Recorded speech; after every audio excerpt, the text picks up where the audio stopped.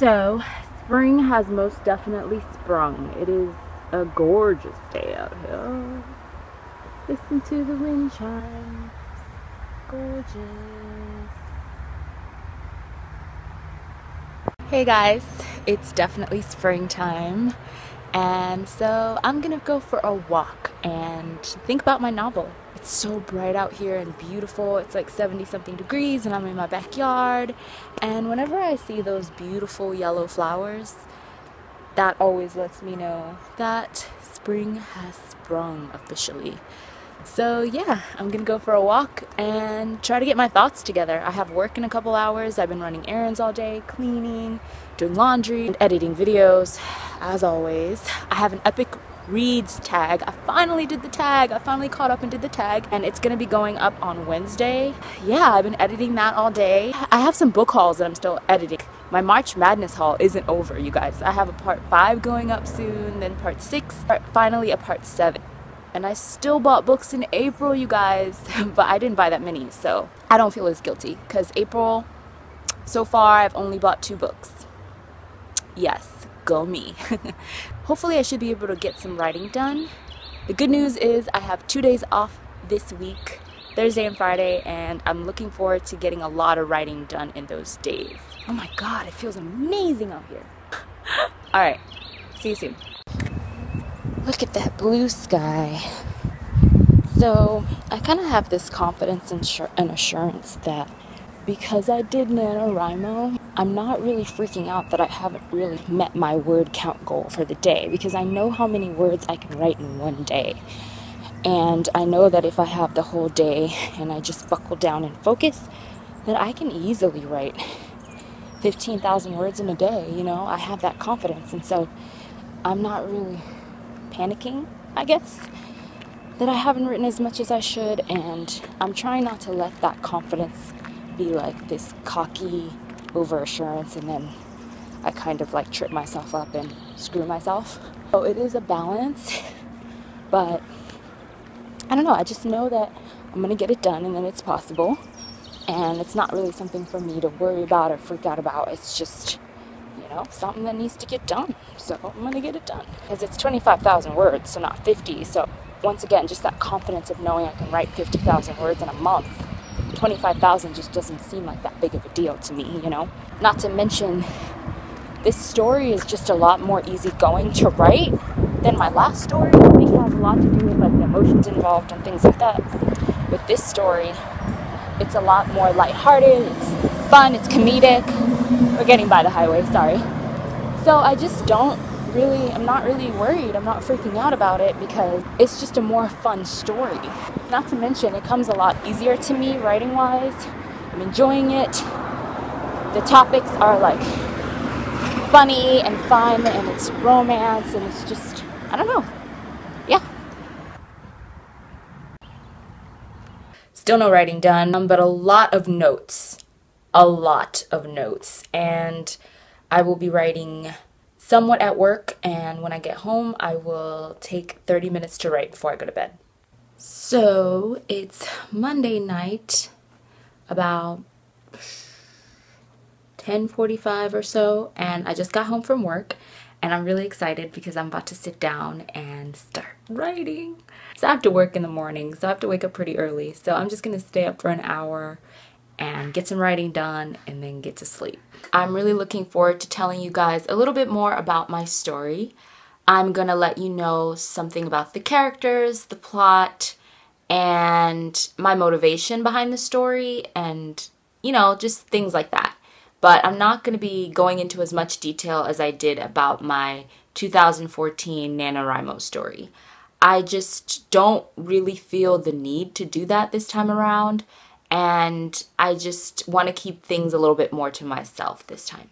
I'll also be talking about my process in writing a romantic comedy this time around, and what inspired me to want to write a romance novel, essentially, and the inspiration behind my story, going into more detail about that. I think that you guys would really enjoy that, and just how it feels writing humor for the first time. I've written humorous short stories, but this is my first novel that is you know, comedic and lighthearted. So that's definitely been a fun experience so far. Because this novel is based so much on real life events and real people, I'm finding that I'm putting a lot more of myself into this story more than any novel I've ever written. My personality, you know, even very specific things about my own life and who I am as a person. And I'm actually finding that to be freeing and enjoyable, and it's really nice to find myself in my own story. No, this is not an autobiographical story, but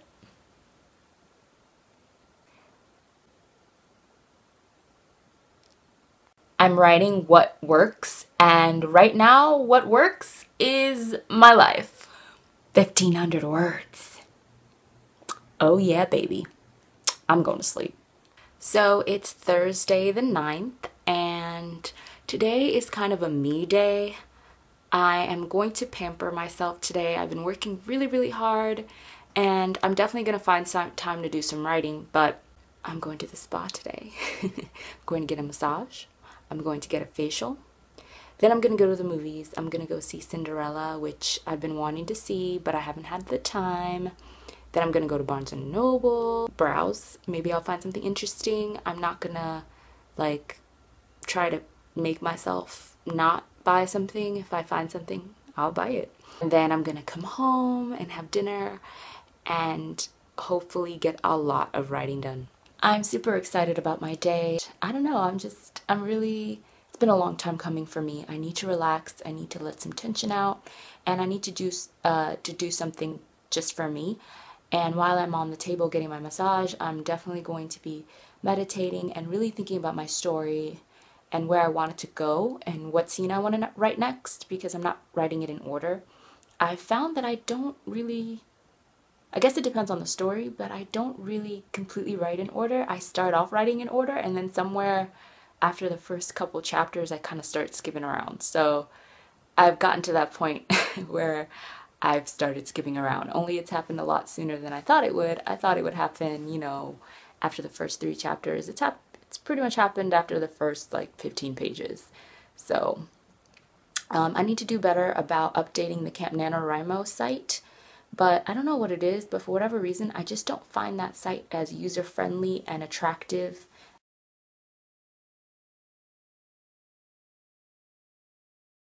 Post-massage, post-facial, and I went to Barnes & Noble.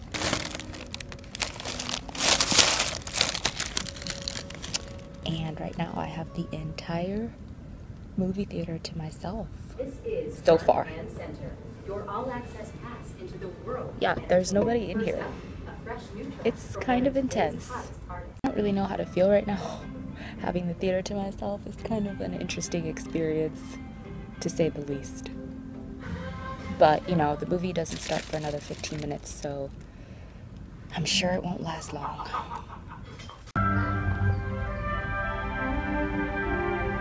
Once upon a time, there was a girl called Ella. And she saw the world. I just got home from the movies and I saw Cinderella.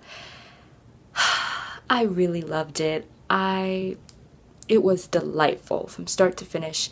Everything about it, aesthetically, it was beautiful. The acting was wonderful and not too heavy-handed. It felt like a fairy tale, you know what I mean? Like, it didn't just look like one, it literally felt like the storybook fairy tale of Cinderella on screen. And when I saw that it was directed by Kenneth Branagh, I totally understood, because that was definitely Kenneth Branagh's work. That is so his aesthetic, and it was just picture perfect. And the whole time I was just thinking about what a wonderful children's film it really is, and how I can't wait to take some little ones to see it. And I don't know, the lessons weren't heavy-handed, and yet they were just right.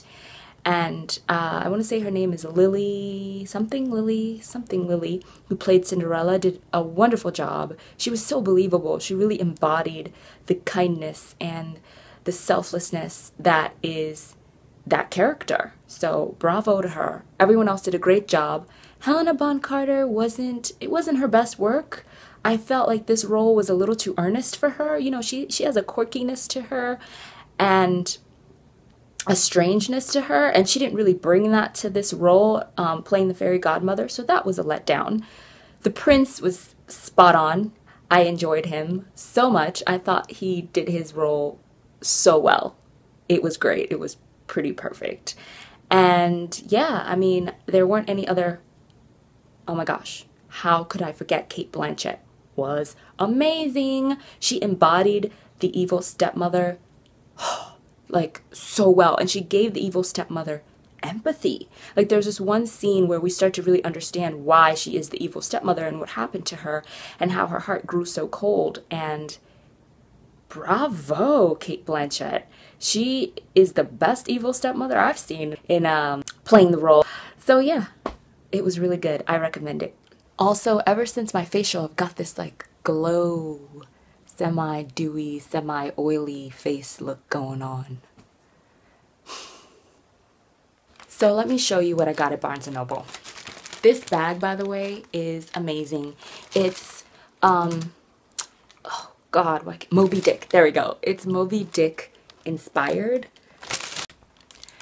It's got the picture of the whale's fin or tail and then an excerpt from the novel. And then the back is the adventures of Tom Sawyer, and you got Tom there and an excerpt from the novel. So this bag's pretty awesome. And they're only 2 books, so don't get too excited. So far for April, I'm doing really well. I've only bought 4 books so far. Yay, go me! Compared to March, this is a huge improvement. So the first book I bought was kind of an impulse buy. Like, I've been intrigued by it, as in I know what the synopsis is and I've been kind of wanting to read it, but it's been in the back of my head. But I saw that they had the paperback and for whatever reason I was drawn to it, and that is Fire and Flood by Victoria Scott.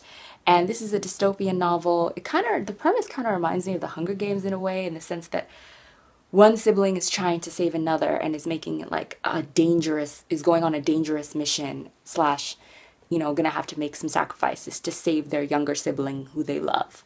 Tella Holloway is losing it. Her brother is sick, and when a dozen doctors can't determine what's wrong, her parents decide to move to the middle of nowhere for the fresh air. She's lost her friends, her parents are driving her crazy, and her brother is dying, and she's helpless to change anything. Until she receives mysterious instructions on how to become a contender in the Brimstone Bleed. It's an epic race across jungle, desert, sea, and mountain that could win her the prize she desperately desires, the cure for her brother's illness. But all the contenders are after the cure for people they love, and there's no guarantee that Tella, or any of them, will survive the race. The jungle is terrifying, the clock is ticking, and Tella knows she can't trust the allies she makes. This breathtaking thriller from Victoria Scott grabs readers by the throat and doesn't let go. So, I know the sequel's out, so why not? It's a tiny little thing. I think I can fly through this. And the font is not that small. Hold on. You know? It's like medium. So, okay. Next, I picked up something that I've been eyeing for like a week or so now. If I can get it out of the bag. And that is A Tale of Two Cities by my man Charles Dickens. And I don't have my copy of this anymore. This is one of my favorite classics of all time. And this is my favorite Charles Dickens novel next to Great Expectations, but I haven't reread it in years. So I really am drawn to this Barnes & Noble. It's the Barnes & Noble signature edition, and I was really drawn to it. So I am excited to reread this one. It has the Deckard, whatever, edges type thing, shenanigan going on. I like it. Friday, gotta get down on Friday. 2,000 words written. So you guessed it, I'm at work, and so far today, no writing yet, but I do plan on getting some writing done later tonight.